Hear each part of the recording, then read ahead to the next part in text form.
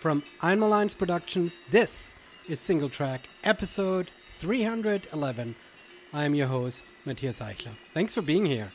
Singletrack is brought to you by Electric Cable Car, your daily source of news and updates on the mountain culture and the business and sport that is trail and ultra running. Visit electriccablecar.com to stay up to date. Before we head into the show, as you might have noticed, a big reveal. I've changed the cover art and logo for Singletrack.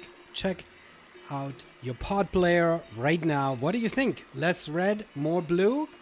Why the change, you ask? Well, there's another podcast floating around. I took the name of my show, and yes, it's very annoying. And so I'm trying to stick out a bit more and design myself away from this dumb duplication. But mostly, I wanted to bring Electric Cable Car a bit more into the show. So what you'll see is a giant red electrified cable car as prominent cover art. I hope you like it. All right, enough housekeeping. Let's talk about this week's show. Good friend of mine and fellow race director in the Pacific Northwest, Scott Sowle, is joining me for this episode. Scott's the owner of Mountain Running Races, offering several awesome events east of Seattle in Washington State. In our conversation, we talk about the atmosphere at one of America's biggest trail events, the Broken Arrow Skyrace, where he volunteered, and we ponder what the team is building down there at Lake Tahoe in the days between Broken Arrow and Western States, including the new trail conference. More about all this directly from Scott. Scott, you are on Singletrack. Welcome to the podcast. I'm super excited to have you. You've just come back from quite a journey. Introduce yourself briefly to the audience. Hi, my name is Scott Sowle. I have a nickname, Scooter, which many people may not know, and many people may know me only as Scooter. So I'm the owner of Mountain Running Races, who also operates the Vert Running Series here in the Pacific Northwest. And yeah, I just had an opportunity to go out to the Broken Arrow event during the last couple of weeks prior to Western States. So what an opportunity to be where all of the world-class runners were gathering for 2 weeks and to learn from the best. I will talk and have lots of questions about this weekend. But before we go down there, talk to me a little bit about how did you scoot into becoming a race director? A good one there. How did I scoot into being a race director? I have been working with a small local road racing company, running for good.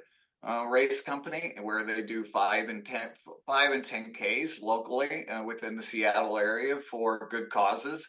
And I had spoken to the race director there, Alana Blant, and had an interest of putting on trail races. Who would have thought a guy that hated to run would actually start enjoying and living to be out in the mountains and to be on the trails. So I saw something that wasn't being showcased, and that's short and steep events, the sub-ultra events. Everybody has a 50K, a 50-miler, and so forth, and just wasn't seen as sub-ultra. I had spoken to some of the athletes locally, and they said, look at the corridor in I-90, how the steep terrain is there, and just not along here, but throughout the state of Washington. I think I didn't realize how much of a headache it may become trying to get a lot of understanding how to permit these events.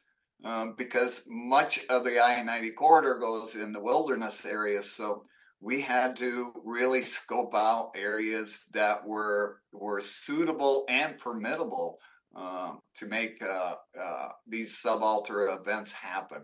So that's an interesting story. I need to interrupt you here a little bit. So you saw something early on, which is very pioneering of you, because I think there's a big trend which is slowly bubbling here in the US, which is going for the sub ultra, for these shorter distances that aren't the classic ultra running. And events, and in some respects it comes from a long history where every race had to be a 100 mile, every race had to be have a specific number attached to it. I spoke with another race director years ago about a Beast of Big Creek, and he said, man, if you could only get the main distance to a 25K, then you can run a double and you would have a 50K. And I'm like, that would feel so contrived. Why would I do that? But that's where the mindset came from. So you decided for your events, you wanted a couple things. I-90 corridor, close to home for you. You don't have to travel super far for your races, which is smart. You wanted short distance trail races.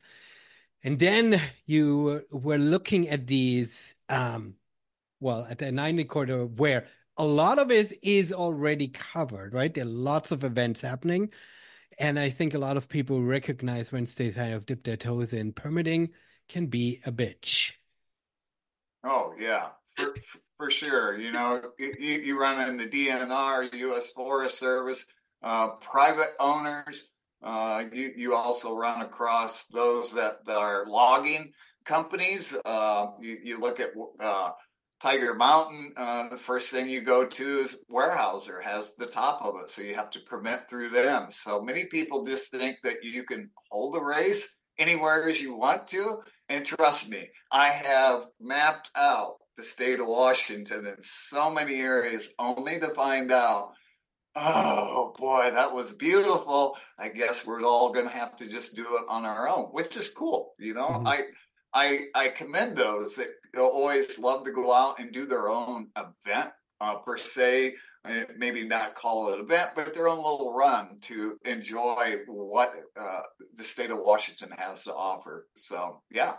Yeah, there's a mountain right next to Eleanor Mount Rose, which is talking about permitting. The parking lot area is pass free. So you don't need a Discover Pass. You don't need a National Park Pass because it's owned by Tacoma Power because it's part of the Lake Cushman area. So you don't need any as a normal runner, right? As a normal hiker or whatever. You don't need to put anything in your windshield. You can just go. But then like halfway up the mountain, you're actually entering the wilderness area, which means even though this would be a perfect VK course, there will never be a race there because of the point move into the wilderness area. So yeah, it's a tricky challenge, but you've achieved it because you have. Give us quickly the rundown of how many races and how many locations. Give us quickly what you got. We have four different events during the year. Our first one is we partnered up with Running Up for Air and Jared Campbell.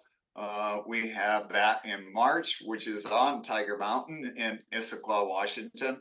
And then we start up the Vert Running Series and three festivals in May.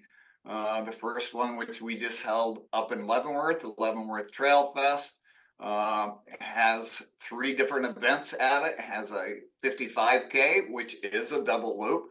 It has the Vert Running Series 27K, which is the Skyline 27K. And then we also give a shorter, the Town 5K, which gives everybody an opportunity to get out on the trails at the Leavenworth Ski Hill area.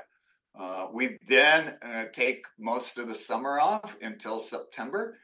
September, the first Saturday in September from now on is the Mount Si Vert Fest, which launches this year will launch the first Mount Si VK, which is a true VK. It's something that gains over 3,600 vertical feet in less than 3 miles. You finish right at the haystack on Mount Si. Unfortunately, we cannot go to the top of the haystack due to the technical climbing part of that one. It would be way cool if we could do that, but very few would make it to that top. And then we This also have Sorry to interrupt you. This is one of those things that would happen in Europe because you would put fixed ropes up, right? I think Exactly. you could totally do it and make it accessible for everyone if you would have, similar to the way Broken Arrow has it at that whatever is it, Skyway to Heaven, whatever that little ladder thing, right? I mean, they for this top section, they put up the fixed ropes, they have people there. You could totally do it. It just would sort of take a whole different level of organization and stuff. Right, exactly. Either a fixed rope, but Broken Arrow in particular, before the ladder, has fixed cable that is actually Mhm. on the ridge up Yeah. to the Yeah. ladder. Most people won't utilize that, but yeah, it would be way cool if they would allow us to at least put in a fixed rope and be able to go to the top. But that's not an official trail per se, and that's what all the land management organizations are looking towards. They want to keep everybody on trails that are maintained to enable us not to damage the terrain any more than what happens. So unfortunately, we can't go to the top, but we still get a great view of the Snoqualmie Valley area once you reach the top, and it's a pretty awesome view. We also have the second Vert Running Series race there, which is the Mount Si 17K hill climb. And that's another one that starts in downtown North Bend, which gives it a European feel to it, which is something I really have loved, being a complete fanatic about Golden Trail Series. My wife looks at me, when I'm up at midnight watching Golden Trail Series live, all in the early morning hours. But yeah, so that's kind of how the Vert Running Series came about, was because of Golden Trail Series. And then we have our final event, which is the Vert Running Series Championship. That is the North Bend Trail Fest that we hold again out of North Bend. It starts at Torgerson Park. We have the 30K Skyline, which is takes you to three different peaks. It takes you to Little Si, Mount Si, and Mount Tenerife. And it's just a really challenging course. With 6,600 vertical feet, it definitely puts the hurt on the runners. And not only that, but gives you some awesome views during that time of the year, too. So So you, so that's you, how we finish it up. so you're doing several races out of North Bend. Any like Twin Peaks references? Do people get pie at the finish line? I know for locals this is overdone, but for people who listen to this podcast who are not from the Pacific Northwest, North Bend is the town Twin Peaks was filmed in, or at least sort of staged out of. And so, I mean, as much as that's been already now, what, a couple decades when it aired, for people for coming out of town, you should have to like finish line right at the diner or something like that. That's a good one.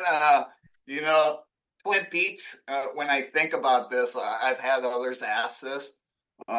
Twin Peaks is a short-lived, not lived, but still continues to go as far as people coming into town because of it and going to the diner. But yet, when you look at the mountains surrounded by in North Bend, Mount Si, Mount Tenerife, the Middle Fork area, this has been here for years. It's part of the Snoqualmie tribe land, and that's what we want to showcase. We want to showcase North Bend as the gateway to the Cascade Mountains, which it truly is. This area has a lot to offer for outdoor recreation. It doesn't matter whether it's just hiking, running. It has some of the world class rafting and not in particular rafting. I would have to say kayaking on the Mm. Middle Fork. I didn't realize exactly where we live at, It's just above the Middle Fork, where it's one of some of the toughest kayaking in the Pacific Northwest. So it was good to learn that recently. But that's what we want to showcase out of North Bend, is it truly being a outdoor mecca.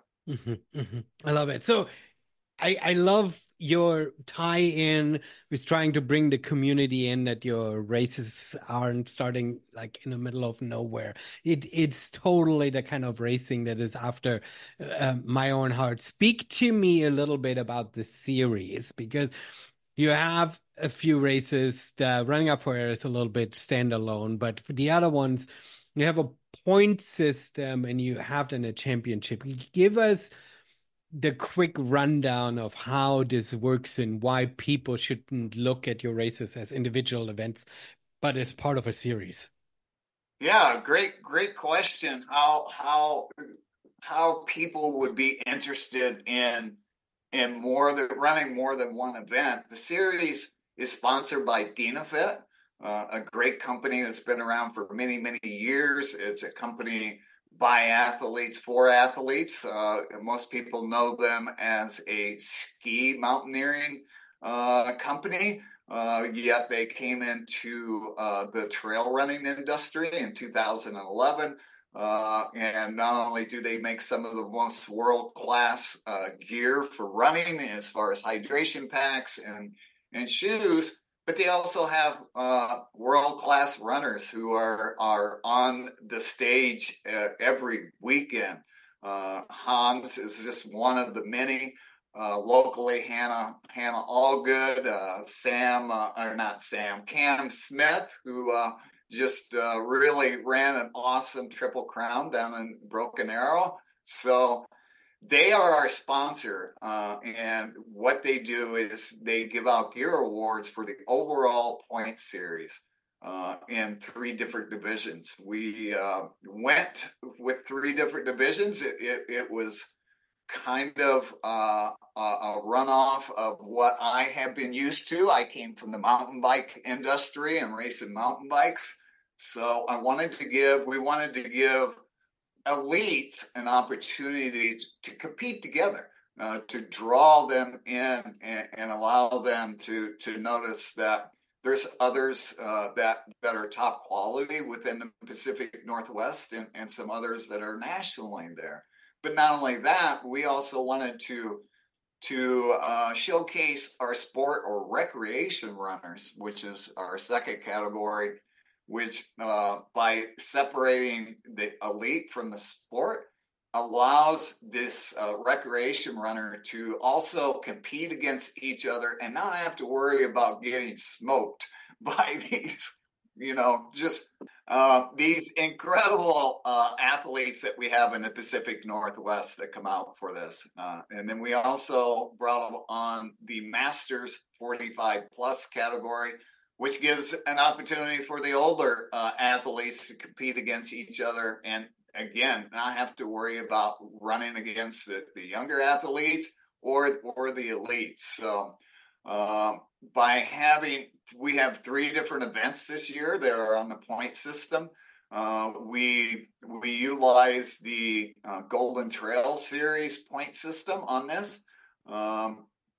I'm thinking it's 100 and down through for all runners during the first two events, which is the Leavenworth Trail Fest or the Skyline 27K, the Mount Si, and then the Mount Si Hill Climb 17K.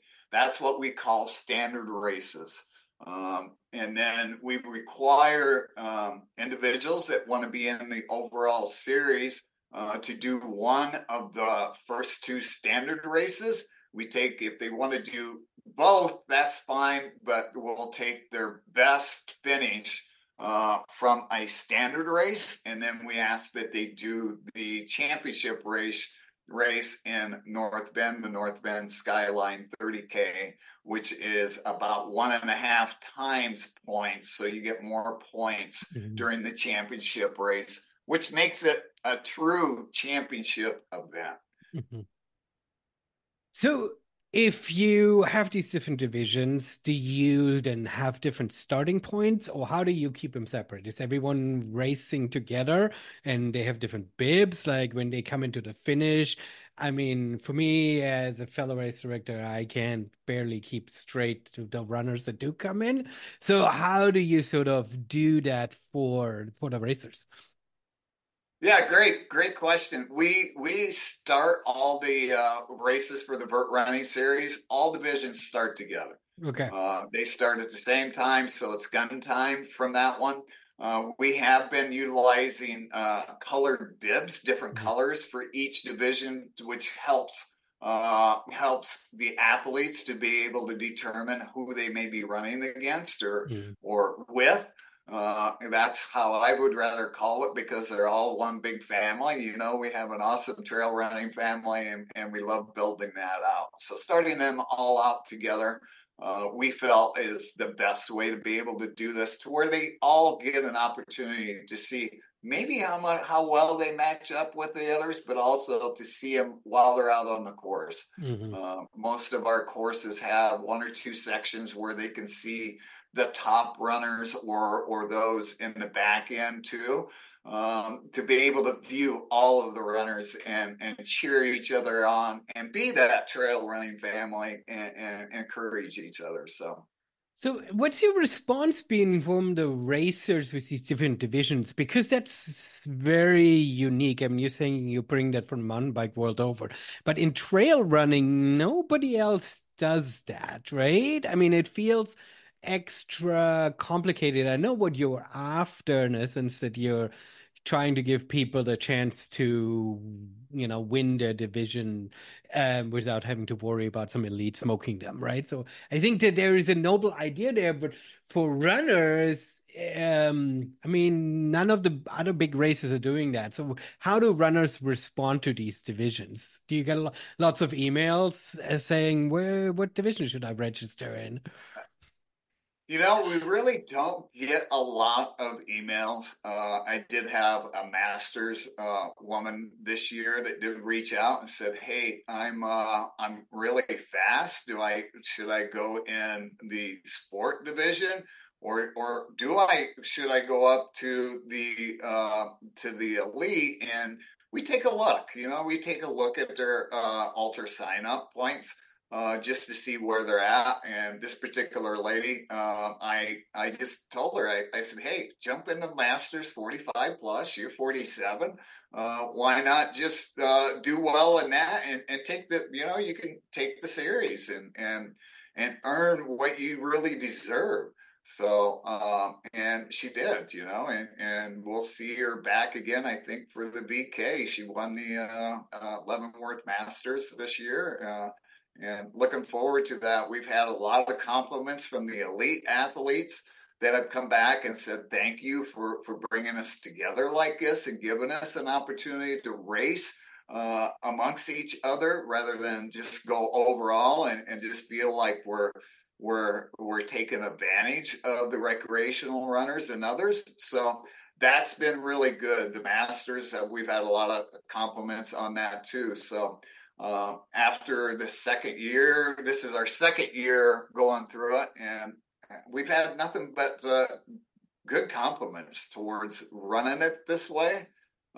There is one other that I know does something similar, and that is the Cirque series. Julian Carr Okay, over yeah. there does an awesome job with that too. He does have a pro. I think he has maybe some a recreational and an expert, I believe, and then I think he has a beginner one too. So that's the one that I think of. I do follow that one quite heavily, knowing Julian from the ski days back down in Utah, which I used to call home before coming here. Um, Amazing. So you're sort of like straddling two different things, and I kind of love this. On one side, you're focusing heavily on a system that is very much focused on performance. It's focused on allowing people to really measure themselves and figure out what category do I want to race in and their points. And so to your point, what elites are saying, right? They feel like they have a home, but then at the same time, you also very strongly focusing on building these community events, right? Leavenworth is a community, and you're racing out of there, and you're trying to bring sort of the city, the community, local community close to the trail running community and try to fuse these together. And you're doing the same thing in No Spend. You're calling your events festivals. Speak a little bit about the whole community piece and why you value that so much. Yeah, I tend to call it the family. Many people call it a community. The thing that really stood out to me is so many people don't understand that if we can't be a family, we can't be a community. So that's what we want to build out is we want to build out the family in order to build the community. So that's what we speak about quite a bit about this. We love that part of it. It doesn't matter whether you're at the front or the back. You belong to the family. It doesn't matter whether you're if you're having a bad day. You know that the others that are around you will pick you up and encourage you. They'll also be there for you when you finish. You'll have a celebration. So that's the feel that we want to bring. We want to make sure everybody's celebrated from first to last. We don't start tearing down our finish area prior to that last person coming through. Many people call that last person the DFL. We have changed that a bit. We call it the ATB at the back. Something a little different because we thought it was a little derogatory towards going DFL. I think we all know what that meant, and I don't want to go that way. So, Okay, I like it. yeah, yeah, we want everybody to feel like they're part of the family because they are part of the family, and that starts within our staff, which is an all volunteer staff. It's a very professional staff that loves what they're doing, and we call it the family. You know, it's a volunteer family staff. So very much appreciative of each and every person that is involved with this. I like it. So now you went down to Broken Arrow for 2 weeks, or for a few days. Part of it was market research. Part of it was by figuring out how Broken Arrow does this. So give me a little bit an overview. What was the motivation to go down there? What were you after, and what did you find? You know, when you say what I was after, I wasn't after anything. I wanted to become part of that family down there, which ended up really just. I was super impressed with all of their staff, with all of their participants, the professionalism behind this. And it is part of the Golden Trail series, you know. So I've always loved and followed that. I kind of started the vert running series behind that idea. And we also send our top man and woman out of the championship race here in North Bend to Broken Arrow. So this year we took two individuals down there, Claire DeVoe and Chris Papathopoulos, and was very welcome down there. We hosted them down there for the weekend and had a great time. So to be part of that is awesome. In fact, they're already the directors, course directors, volunteer director, Brendan Manigan, the founder and the head behind it. And I have to mention Brendan's dad, Kevin, just an awesome man, you know, and I got to learn a lot from him too. And he volunteers, of course, for his son. You know, he's gonna help out and be part of it. So they're looking forward to building this relationship. In fact, Brennan and I will be talking further in the next few weeks how we can connect this relationship between the Vert Running Series and the Broken Arrow Skyrace. And man, if anything, that was a dream come true to be able to do this.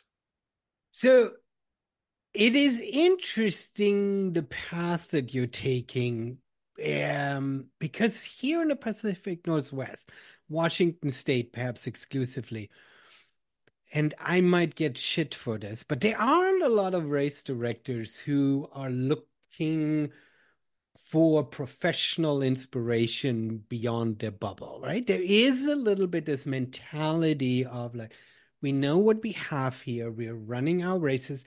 Race directors doing all a fantastic job. I'm not suggesting that race directors are phoning it in, but in general, there is a little bit of a nose in the air against professionalism, against sponsorship, against sort of leveling up. People are happy with sort of that casual community feel. And the second you sort of talk about professionalism, then they feel like you're suggesting to destroy all of that.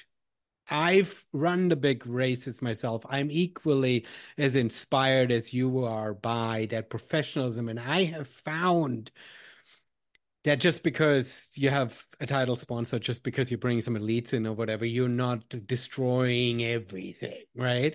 So as you're building this out, do you feel like you're getting headwind here in the Pacific Northwest? Do people call you out for that, ask questions?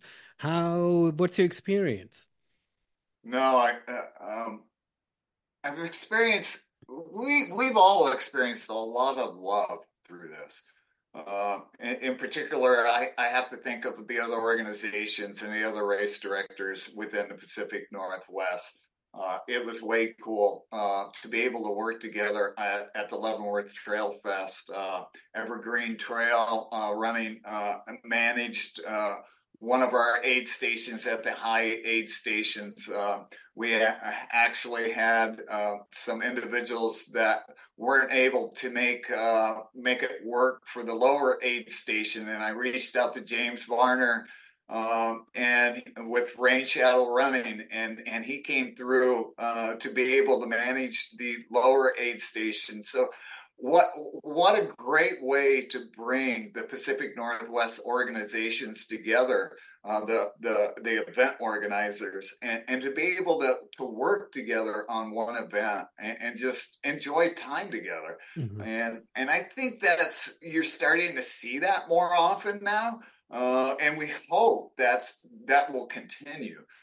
We feel that our relations with other organizations, other event organizers, is important because each one of us have awesome events throughout the Pacific Northwest, and we want to help each other out to showcase these events and bring in the top runners, but not only that, but to show that we can really be a leader within the USA in trail running, and I think we're doing a good job at it.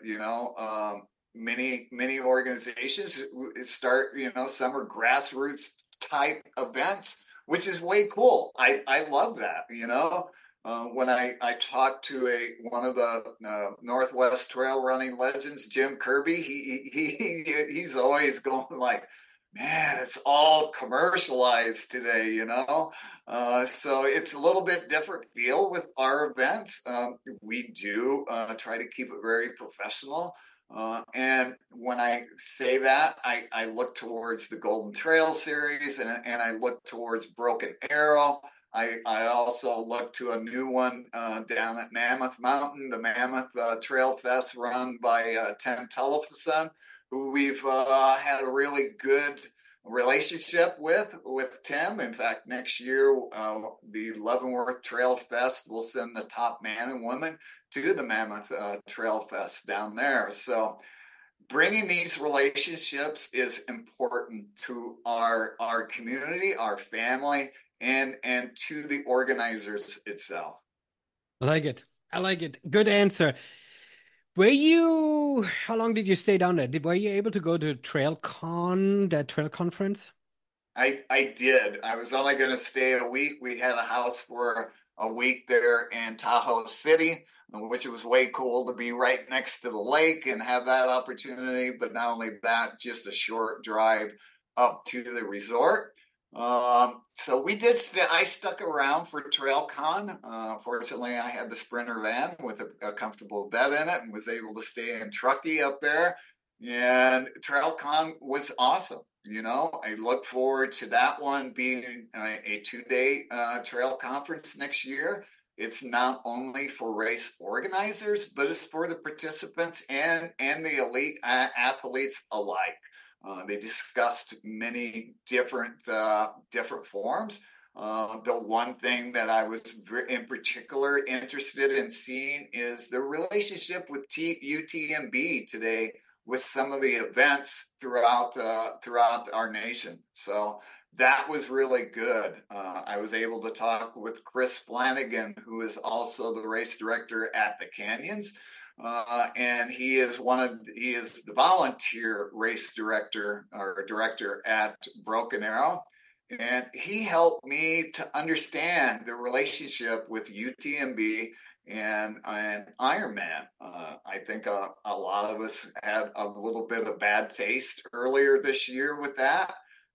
And so to be able to be there amongst these leaders was huge. Mhm. Craig Thornley, what an awesome guy who is the director over at Western States. I got to meet him last year at U.S. Trail Running Conference, which we were both at last year, and started to build a relationship with Craig. So to be able to see how they've brought in UTMB and allowed it to be comfortable for others has been amazing. I didn't think this was going to happen this soon. But I feel that UTMB is a good relationship for our community. I very much need to talk to you about all of this, but let's quickly, you brought up the US Trail Running Conference. Compare the US Trail Running Conference with TrailCon and what they are trying to do. What do you think is the biggest difference? Apples and oranges. One's for organizers, the other one's more for participants.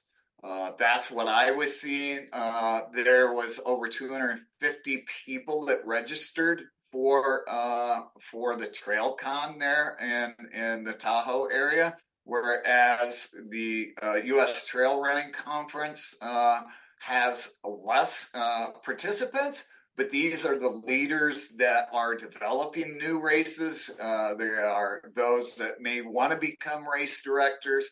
They are the ones that are actually putting on the events for participants. It doesn't mean that because you're a participant that you're not able to attend. Anybody can attend the U.S. Trail Running Conference, which will be in Knoxville this year. Mhm. Would you suggest then, to make this simple, I mean, you said it's not exclusively, but from a sort of theming and topical point of view, that it is more of the U.S. Trail Race Director Conference? Yeah. Okay. Yeah, for sure. It's more of the race director conference, volunteer directors, marketing. Hmm. They hit upon every subject that is vital Hmm. to holding a successful event. And if they don't happen to touch on that subject, you have so many people with such great experience there. You have, and I'm trying to think of Dale's last name from Hard Rock. Garland. Yes, Dale Garland, Craig Thornley, Steve Adderholt, who is the race director for Cocodona 250. You have some of the best in our nation for race directors there that can help you start your first race, Hmm. even. So it's for all different types of organizations that are going to put in a trail running event. So back to Trail Conference. They are, though, advertising to be an industry event, right? How do you think it differs then? As far as the U.S. Trail Running Conference, they are more industry focused, whereas TrailCon was more speaking about the runners themselves. Some of the events, how they are managed, like the relationship with athletes, how the Mhm. organizations, UTMB, how Western States, the different movements that they're making. But it was way cool to understand also the branding opportunities and so forth, just not for the races, but for the participants too. Mhm. To understand that it's not just about a sponsorship, but also a partnership to where the athletes are having a voice within the products or the branding Mhm. um, in that. So that was really interesting to hear this year from Sally McRae, just Ryan Montgomery, another one that brought up a lot of great points also. So yeah. I like it. So, I mean, Trail Conference has the absolute perfect date, right? I mean, to place themselves between Broken Arrow and Western States, as much as it's sort of in a remote location and not easy to get to for most people, because so many people are already there or have another reason now to anyway be there for the week, makes it an absolute perfect um, date and time and location for a conference like that.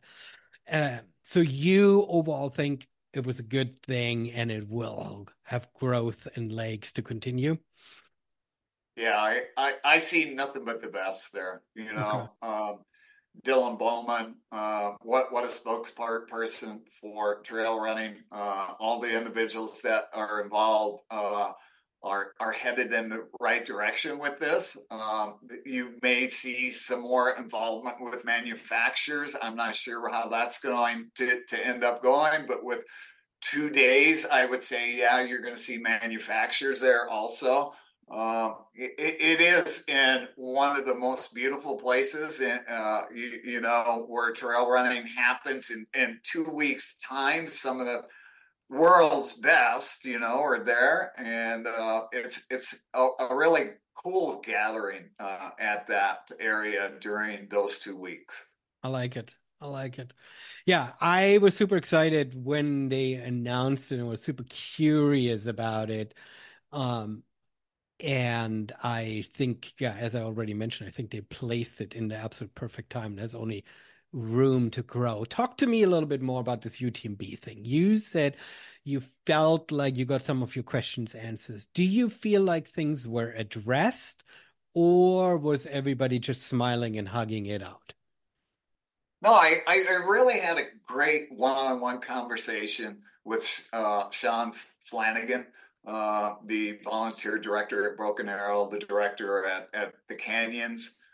He's taken on as being the director at all UTMB here in the United States for this year. So that means Grindstone, that means Desert Speed rats. Goat, and there's one other one that Desert I'm. desert rats. Yes, yes. Mhm. So he'll be directing on that, and what a great opportunity to do that because I got a really sour taste myself earlier this year when Gary Robbins' event happened. He couldn't make ends meet as far as getting permits. And Ironman stepped in, who has bought UTMB, and totally, just stepped in and took over an event, and it left a sour taste with everybody here in the United States. And we ourselves was a UTMB index race at the North Bend 30K. It's a 50K index race. Our point stones, I have to get that one right for UTMB. Um, and so I pulled the index until I better understood the Mhm. relationship between UTMB and Ironman. I personally saw what happened with the triathletes and the races. once Ironman took over everything on that, and I wasn't a happy camper about that. So I didn't want to see that happen with trail running. And Sean was able to help me understand that relationship today, to where UTMB is more leading this now since their first big fumble up in BC with Ironman. They are doing their own operation protocols to where it's more standardized through UTMB versus Ironman stepping in and saying, hey, we want to mimic and mirror what we have done with Ironman, which I'm sure the biggest share of our family and community out there don't want to see. And that was music to my ears to be able to hear that. Sean also stated, if it wasn't like this, he stated, I would not be a director for these other events because it just can't happen like that. We have to have a relationship that's much better, and we have to work with the communities that we're having these events in rather than having the community work with us, which is an important piece to all events. So that was a conversation that you had personally, though, right? That wasn't something Yes. that was so listening to the panels. I know that Poletti was on stage. Do you feel like from like official microphone on stage, things were addressed correctly? I really do. You know, between her and also Craig Thornley to be able to speak and say, hey, we are embracing this relationship with UTMB today, and we love UTMB. I mean, quote from Craig Thornley. To hear that from Western states, from Craig himself, amongst everybody that was sitting there, I think was more comforting for many.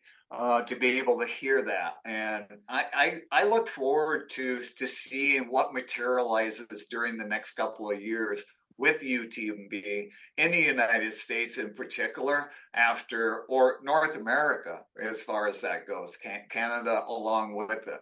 You know, let's just see what materializes with it. You know, we did reinstate our UTMB index for the North Bend Skyline 30K this year, after being comfortable with what we're seeing and what we're hearing. I was curious about it.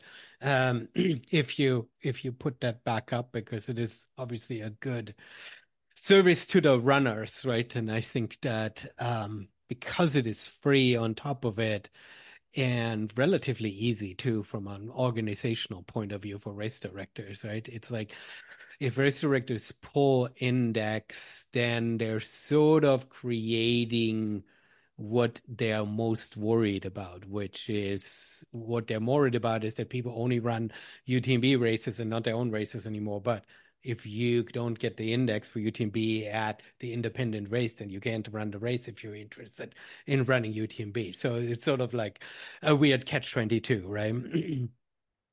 True.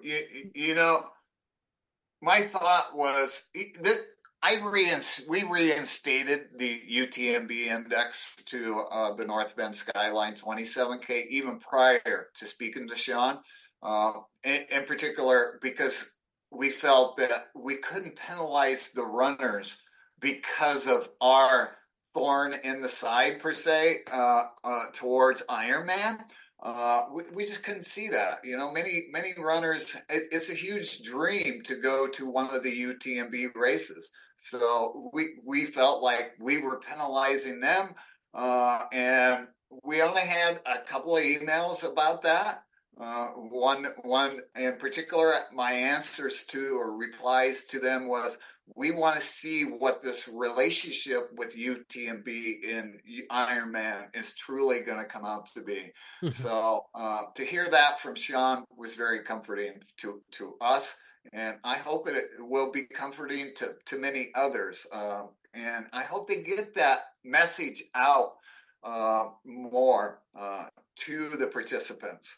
Yeah, I think that's I mean, I've said this a dozen times and I've written about it a dozen times already. I think that is UTMB's biggest challenge, that in Europe, um, people don't look at individual voices as much. They let the organization do their thing. When over here in the US, we love spokespeople. We love people stepping up and saying things. And UTMB and Ironman needs to recognize that, and having a strong spokesperson here in the US, a strong ally that can truly promote what UTMB is trying to do in the US and stand up for it and saying, hey, if you have an issue with UTMB, direct it at me. I'm the one who's making the decisions. I'm standing for it. And the fact that that still sort of hasn't publicly happened is sort of surprising to me after so many PR blunders, because it's easy to attack a faceless organization, right? But if you have a person behind it, then you're like, oh, I know this person. I've talked to this person. Let me write this person an email. Let me get clarification. I think we can solve this and figure this out, right?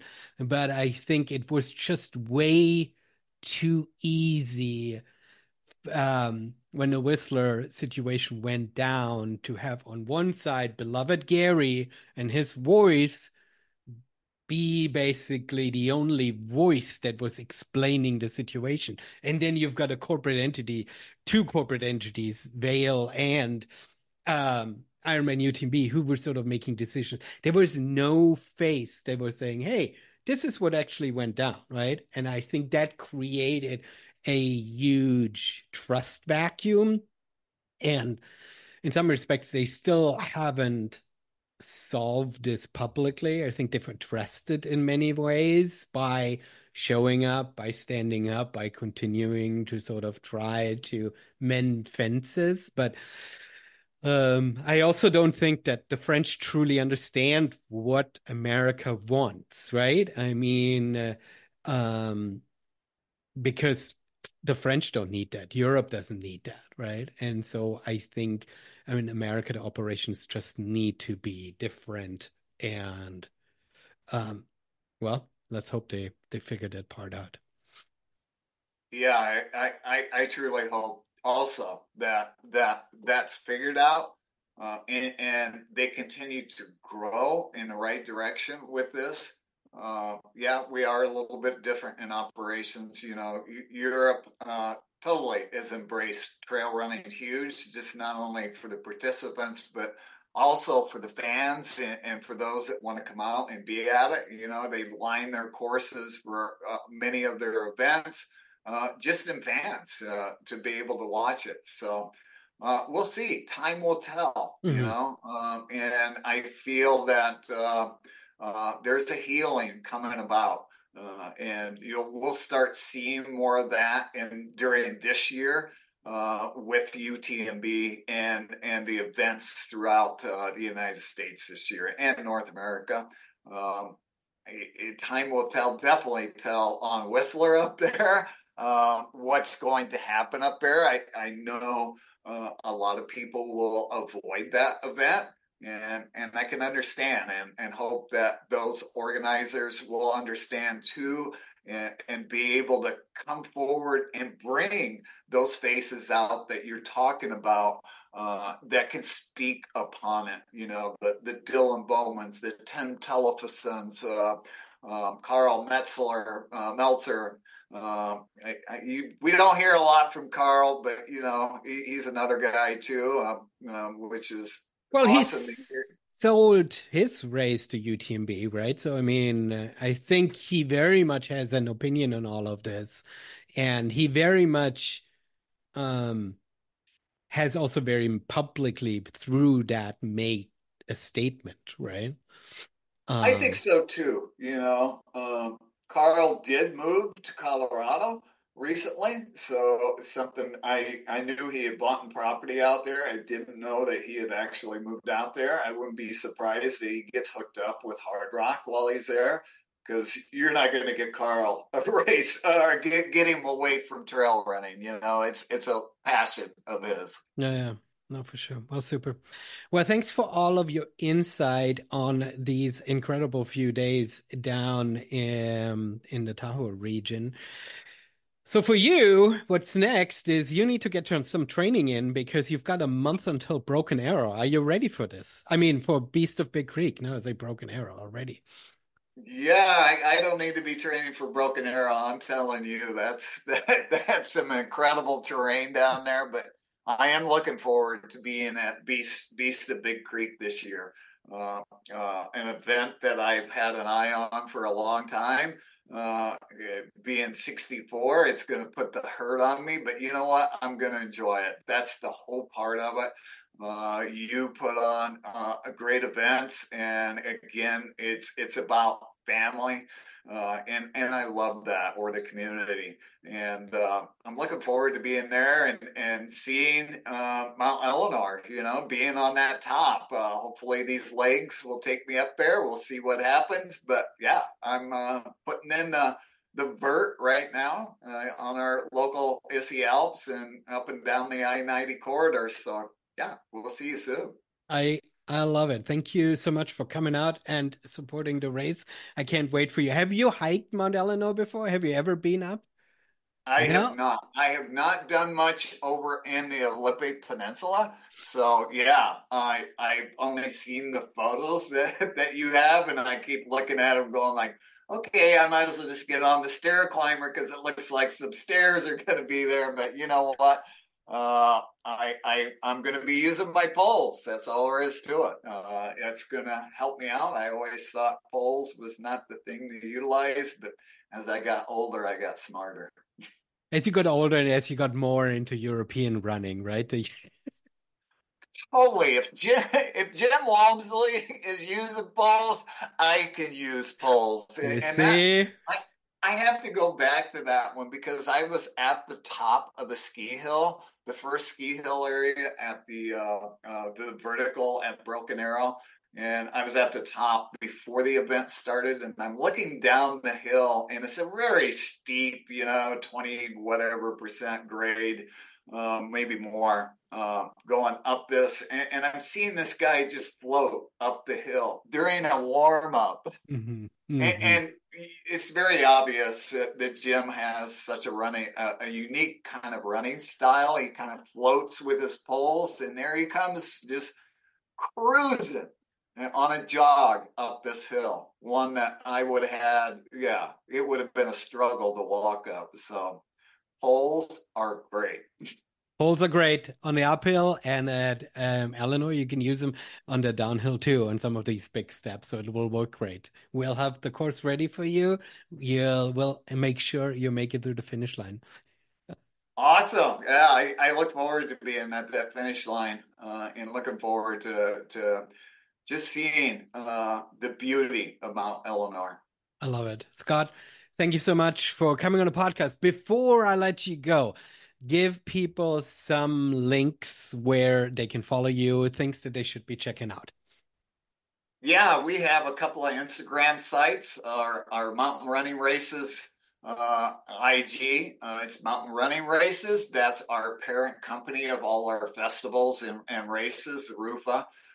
We also have the Vert Running Series, at Vert Running Series in IG. You can also go to mountainrunningraces.com for all of our events and information there.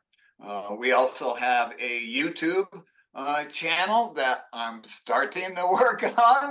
That's a whole different IT area that I'm starting to learn, and it's becoming viable. And that's Mountain Running Races. You should be able to just put it in there and it should pop up.